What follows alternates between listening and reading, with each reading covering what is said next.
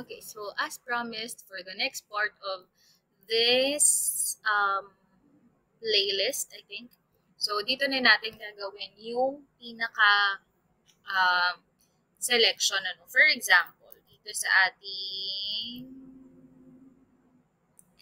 database table, meron tayong select dito. Si QWERTY ay junior, si ASDF ay um, the third. So, ngayon, kapag kinlik natin si QWERTY, dapat ang lalabas po dito, fix muna natin. Dapat ang lalabas muna dito is not the select suffix here. So, dapat ang lalabas dito will be junior or the third kung ASDF here. No? Junior, si QWERTY, kapag in-edit natin, supposedly dapat yan ay nakalagay dito. No? Selected na siya. Pre-selected na. Okay? So, ang gagawin natin is, okay, we are going to go here sa ating code and then we are now going to start coding. So, paano po ba natin gagawin yun? Okay, so number 1 na kailangan natin is lagyan ng value itong si option. So, value equals nothing kapag syempre walang laman. Or kapag syempre itong select suffix ang pinili, supposedly dapat walang laman yung ma-save sa database kasi. So, next thing is PHP. Okay, gagawa tayo ng PHP script. So, dito parang gagawa lang tayo ng conditional statement pero shorthand no, na conditional statement. Okay, using the ternary operators natin. So, dito, echo lang tayo ng conditional statement. So, una nating ilalagay dito is the condition. If empty, so sa classic conditional statements, lalagyan natin yan ng if, pero dito, gagawin natin is, maglalagay lang tayo ng empty, ano to, shorthand if condition, or shorthand switch case. So, gagamitin natin yung suffix na variable sa taas, which is, okay, so this one. No? So, gagamitin natin yan. If walang laman yung suffix or empty yung suffix natin, so ang gagawin natin is question mark. Okay? Next thing is the value if true. So kung yung value is true, kung empty nga yung suffix, dapat ito ay maging selected. So sa selection natin, so itong option na to ang dapat nakaselect. So however, if the condition is not met, wala siyang gagawin. So, ito is if the value is false, if the value is true, and then this is the condition. So, yun lang din yung gagawin natin sa lahat ng option. So, dito, value natin equals senior. So, PHP tayo ulit. So, ngayon, ang condition natin dito, hindi na empty. So, kapag ang nakalagay na, if echo lang natin, if echo, so, kung yung ating suffix ay katulad ni senior, okay, so therefore, lagyan natin ng question mark, siya ay selected. However, kung hindi naman ma-meet yung condition, wala siyang gagawin. Ayun. So, copy lang natin ito. Okay, so lagay natin dito sa okay, so ito hindi na to senior, ito ay junior na. So, if you happen to hear something, yun na lang pansinin. Okay. So, ito will be the third. Okay, so this will be the third. Okay, and then this will be the third. Ayan. So, let's see kung gumagana po. Ano? So, let's try it. So, punta tayo dito. So, QWERTY, and then edit. So, ayun. Selected na agad si junior. However, kapag walang laman, so edit lang natin. So, dapat, ayan. nakaselect si select suffix here. So, basically, ganun gumagana yung ating code regarding that. Okay. So, the next thing that we are going to do is to have a file kagaya ng reg action. Pero ito naman ay edit action. So, pag kinlik si submit, ayan na naman tayo na move ko na naman yung file. Tingnan natin kung gagana ito. So, no. Okay, so, close ko lang, open ko lang ulit, open file, and then, ayan. So, if we happen to click on this submit button, which is the edit button, okay, ang gagawin niya is the edit action. So, kagaya nito, na kapag kinlik yung btn reg or btn view, ang gagawin niya is yung reg action. So, gagawa tayo ng equivalent nun. Pero, ang task naman ng action na yun is to edit. Okay, so, para magawa yun, let's click Ctrl-N. Okay, so, syempre, save muna natin siya as edit action.php. Edit action. So, yung reg action ba natin? Ayan, malaki yung A. Ayan. Ang inconsistent ng naming ko, Diyos ko Lord. So, okay. So, syempre, naka-PHP script tayo kasi ito ay gagawin nating action lang naman. We don't need to put a structure ng HTML dito kasi ang kailangan lang naman natin is the function mismo. So, include na agad natin yung ating connection file. Ayan. So, once included, okay, the next thing that we are going to do is to check if the button is selected. So, if is set, okay, ano pangalan nung ano natin? So, post, ano pangalan nung button na masa-select? So, dito, siya ay si btn edit. Okay, so, btn edit. So, kapag ka ganun, echo muna tayo. Let's check kung gumagana. So, echo. Okay, ang lalagyan natin. Save changes or edit button has been clicked. Yan. So, let's try. Okay, so save changes. Ayun. So, medyo nagkaroon tayo ng problem. Okay, so paano natin susolusyonan yan? So, kaya tayo nagkaroon ng problem is that hindi natin i-connect yung file na to dito sa edit user info. So, paano natin i-connect yun? So, si btn edit magpo-function lang siya kapag meron na siyang file nito. Pero hindi pa tayo connected. So, para ma-connect tayo, balikan natin si edit user info. Punta tayo sa form. So, lagyan natin siya ng action. Okay, action equals edit action.php. Ayan. And then, method equals post. And then, syempre, ang ating enc type, multipart /form data. Ayan. So, wag kakalimutan si enc type kasi hindi po gagana yung ating, what do you call this? Yung ating input type file kapag wala yun. Hindi tayo makapag-upload ng file. So, let's try again for the second time. So, refresh ko lang para mag-reflect. So, click natin sa save changes. Ayun, edit button has been clicked. So, ibig sabihin, connected na tayo or napag-connect na natin yung dalawang file na ito. So, tatanggalin na natin to, no?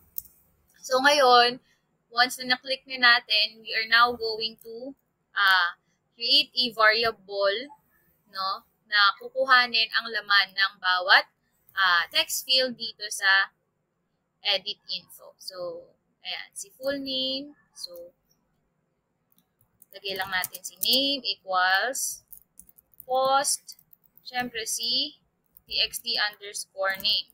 So, saan ko po nakuha si txt_name? So, dito po yan sa edit user info. Yan ay pangalan ng ating text field. So, txt_name. May. So, kailangan natatandaan nyo yun para hindi tayo balik-balik. Okay, so, copy lang natin ito. So, next is the suffix, the age, the email. Okay, so, bakit hindi na natin kailangan yung ID? Kasi yung ID ay automatic na hindi na natin yan kailangang baguhin. Or hindi naman kasi siya talaga dapat kailangan baguhin. So, ang ID ay never dapat mabago. Okay? So, yung ID na yon, that will be the data or the records identification para ma-filter out natin siya among the data na nakasave sa ating database table. Okay, so email. Ayan. So, ito syempre babaguhin din natin to txt suffix, txt age, and then txt email. Okay. So now, ang kailangan naman natin gawin is to check, okay, for the directory, no? So, kasi kailangan na natin yun. Or, ito palang suffix, kailangan pala natin tong conditional statement. Ano? So,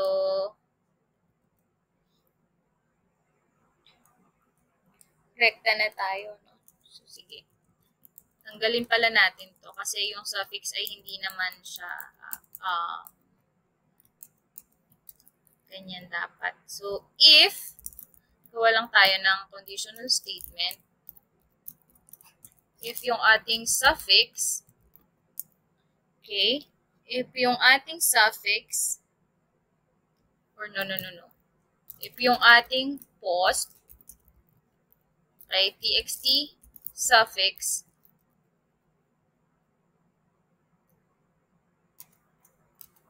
ay equals sa, balik tayo dito, saan siya mag-equals? Sa,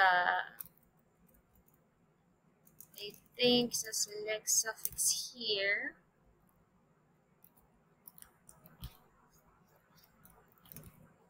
However, let's see, may space ba yun? Sige, let's see. Or para hindi tayo malito, tanggalin na natin yung space para kasi minsan baka pinukuha niya yung space or so dito tanggalin na rin natin para hindi siya malito. So para ganyan talaga. If yung txt suffix natin ang laman ay select suffix here, so therefore ang gagawin natin is i-declare tayo ng suffix and then lagay lang natin siya ay isang empty string. Kasi hindi naman natin pwedeng i-save sa database itong select suffix here. So, else, yung suffix natin is equals to post txt suffix. So, basically, no, para lang din kasi tayong gumawa ng reg action. However, ano lang naman na maiiba dyan? Yung ating query. Kasi yung query natin kanina is to add. Ngayon, ang query natin is to update. Okay, so next thing that we're going to do is create a directory for the image. So again, hanggang dyan lang muna tayo dito and then gawin natin yung sa image. Okay, so declare lang tayo ng directory. Okay, so kung wala pang directory, lagay lang tayo ng profile _ uploads. Okay, so after this, the next thing that we're going to do is to create a new directory if the profile uploads is hindi pa nag-exist. So, kagaya lang din naman siya ng sa reg action. So, if not is _ directory is directory make directory. Okay, so kunin natin si directory and then 0777 true. Okay, so yan. So ngayon, okay, so try natin gawin no yung check muna natin. So, dito sa ating UI, no, meron tayong choose profile picture. So, una natin kailangan gawin naman dito is i-check kung yung user ba ay meron ng profile picture or kung nag-select pa ba siya ng bagong profile picture. So, meron na siyang existing, di ba? Kung nag-select pa siya ng panibago. So, una nating i-check yon. So, una nating gawin is if ulit is set yung ating files. So, which is si txt underscore profile. Uy. Profile. Okay.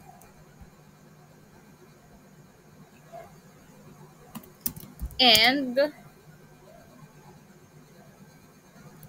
check natin for error.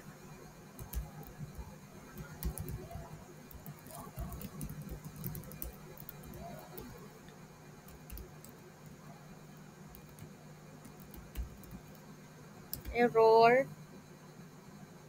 equals, okay, equals to upload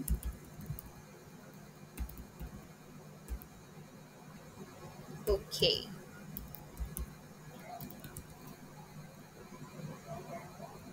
Okay, so ang gagawin niya is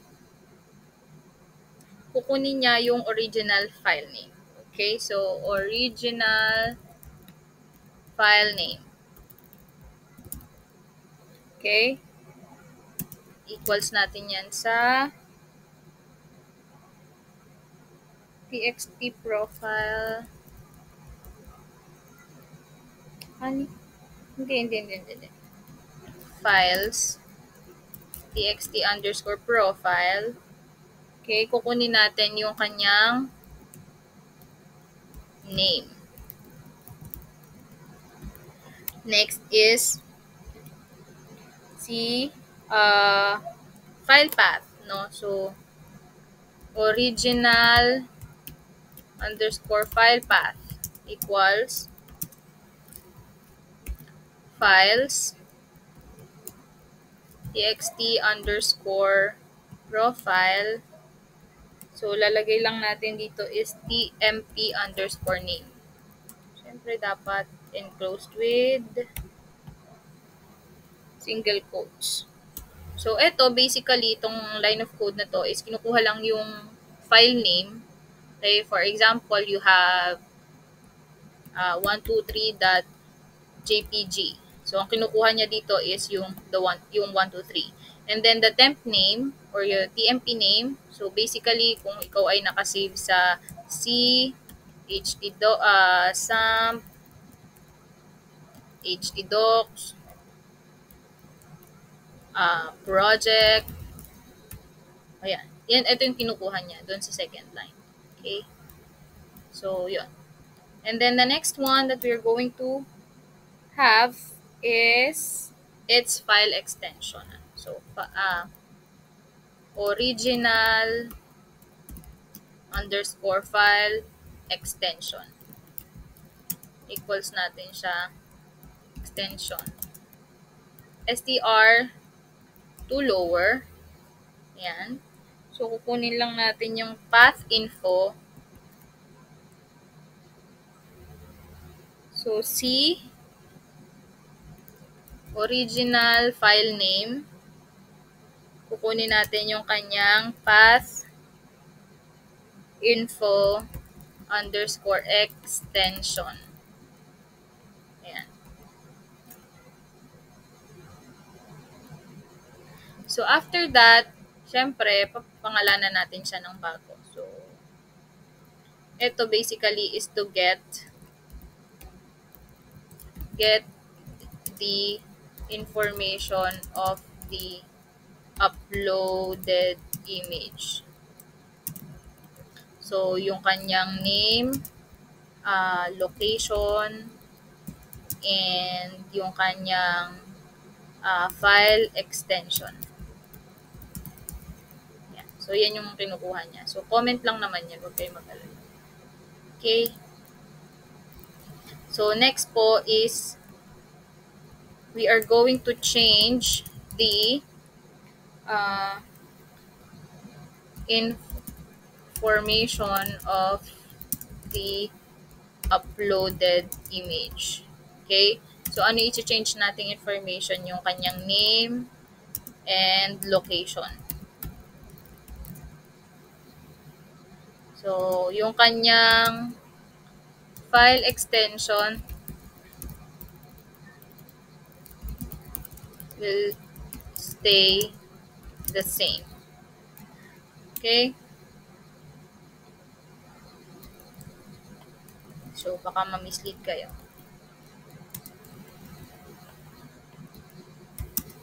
File extension will stay the same. So, paano natin gagawin yan?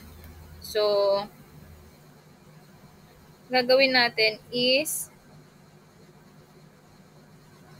pupunta tayo sa new file. Okay? So, gagawa tayo ng bagong variable. So, new file name equals. Okay? So, siset natin ng bagong file name. So, para ma-set, kailangan natin tawagin yung function na unique ID. And then, syempre, kailangan natin ng word na profile doon. And then, underscore. So, dagdag tayo ng entropy or uniqueness. And then, sama natin yung kanyang file extension. Okay, dot. And then, the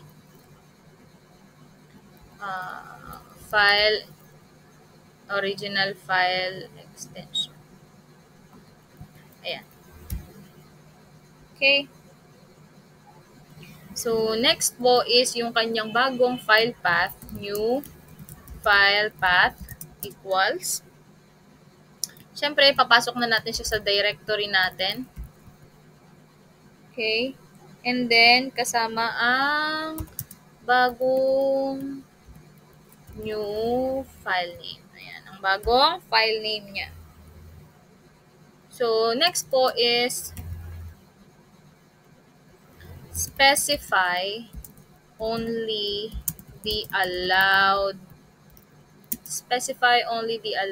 extensions. Okay, so allowed extensions equals, okay, lagay natin sa array. So, ano yung mga i-allow natin na extensions? Let's say, for example, you allow JPG, JPEG, ano pa? JPG, JPEG, GIF. Let's say, for example, you allow PNG, and then yun lang. So, kung gusto mo pang dagdagan yan, you want to add restriction, let's say, for example, gusto mo maglagay ng WebP or ng other extensions pa. So, it's up to you. So, sa akin, okay na ako dyan sa 4. Okay. So, now, what we're going to do is to check if yung ating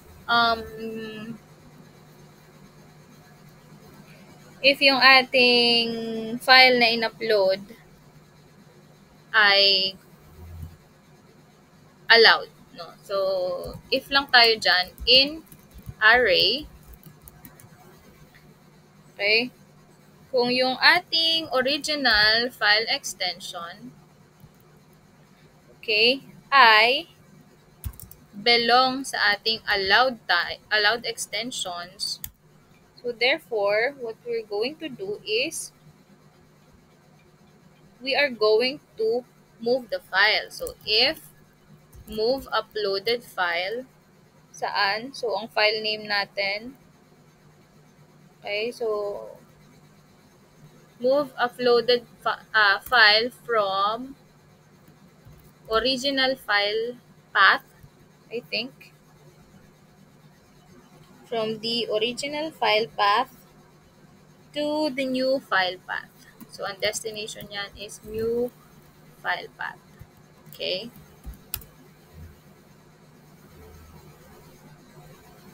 So, ang kanyang relative file path na, so we will declare relative file path, no, relative file path equals to, syempre, profile underscore uploads, and then kasama yung new file name, that new file name. Ayan. So, ngayon, kapag na-move na yung uploaded file, ang gagawin na natin is we are going to have our update statement. Okay, so update statement na tayo. So edit statement equals, or edit query equals, syempre, kailangan natin si update. Okay, and then pangalan ng table, tbl underscore users, update table, likot, set, update table set. Okay, so ang bawat set natin is kailangan natin ng field name equals to variable. So, ito yung isang set natin. So, sa bawat set, meron tayong field name equals variable. So, for example, the field name is full underscore name. So, yung field na tinatawag natin dyan is the attribute from the database. So, ito yun, full underscore name. Okay, so saan manggagaling po yung laman niya? So, ang laman nito na bago ay manggagaling kay txt name, or which is na kay name na variable. So, name. Yan. And then, comma, new set, which is new set.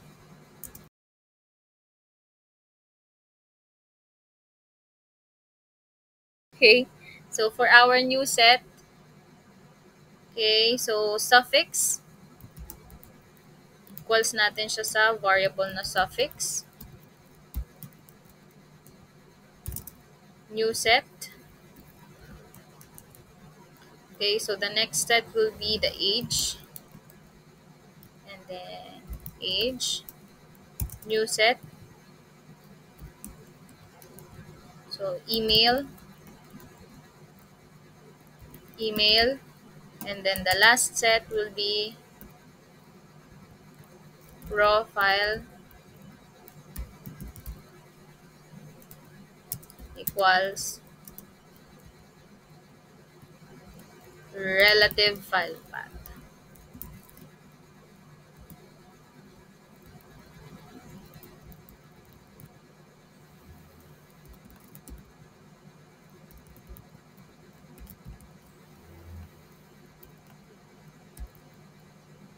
Ito ba yan? Ayan. So, make sure ko lang na parehas. Ay! Oh my God. Copy ko lang to and then paste ko dyan. Ayan. So, ayan. So, meron na tayong query. Okay? But, kailangan natin siya ng where. Okay? So, yung where natin, it has to do with the ID. Where? Okay, so we kind of forget something.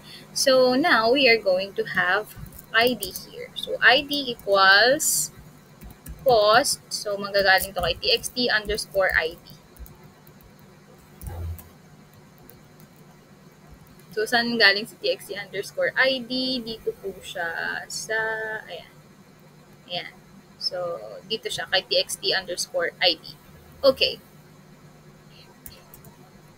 So, now, makakompleto na natin yung ating where. So, yung where ID, set din siya, where ID equals ID. Okay. So, I think that is it for our edit query.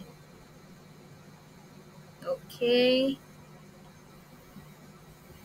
So, the next thing that we're going to do is to check kung gumagana po yung edit query natin. So, let's see. So, if yung ating MySQLi query, no. mysqli underscore query. Okay, so syempre kailangan niya si con. And then yung ating edit query. Okay, so ito ay para kay move. Ito ay para kay array.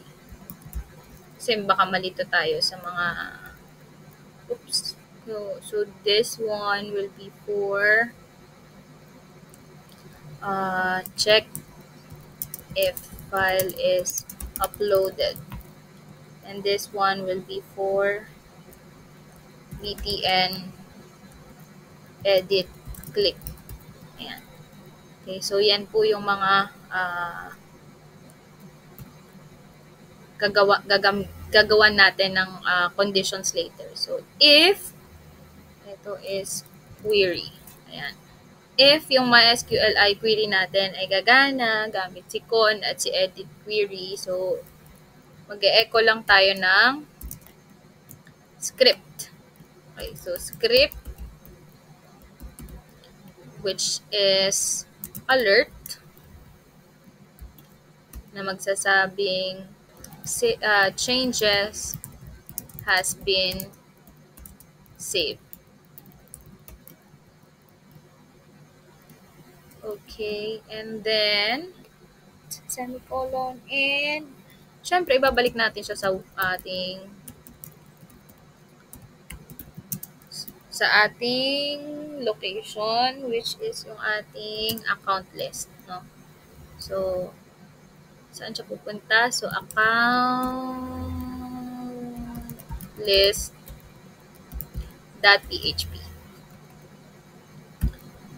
And then syempre kailangan natin i-close ang script. Okay, so eto, yung query natin, lalagyan natin ng else.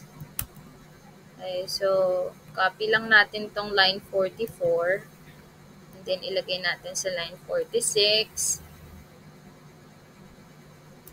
Tapos, syempre, babaguhin natin to. Could not save the changes.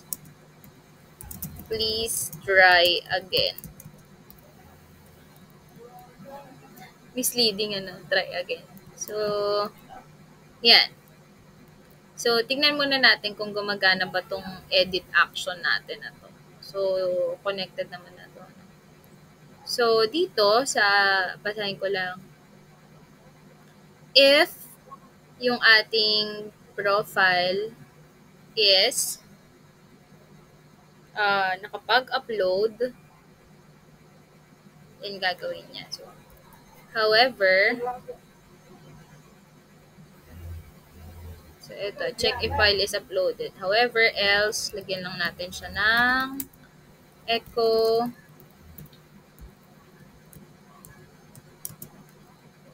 okay, so no uploaded file. Yeah. So, let's check. Okay, so to check, okay, so for example, we want to edit the QWERTY and we want to do the just one QWERTY and then QWERTY and then save changes. So, ayun, meron tayong line 31 error. Oh, kasi wala tong semicolon. Ayun.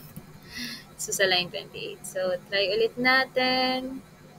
No, so, we don't upload file. So, dapat pag hindi tayo nag-upload ng file, dapat ilalabas niya sa atin yung no uploaded file. Okay? So, refresh lang natin. Save changes. Oh! Line 31. Oh! Ito pala. Okay. So, continue. Ayan. So, no uploaded file. So, na-detect naman yan. So, however, check naman natin kung tayo ay mag-upload ng panibago. Let's say, for example, i-upload natin ay ito, and then save changes. No uploaded file pa din. I think this video is long enough. So, I will try to see kung ano naging problem ko dito, and then we will continue to for the next part. Okay? So, thank you so much.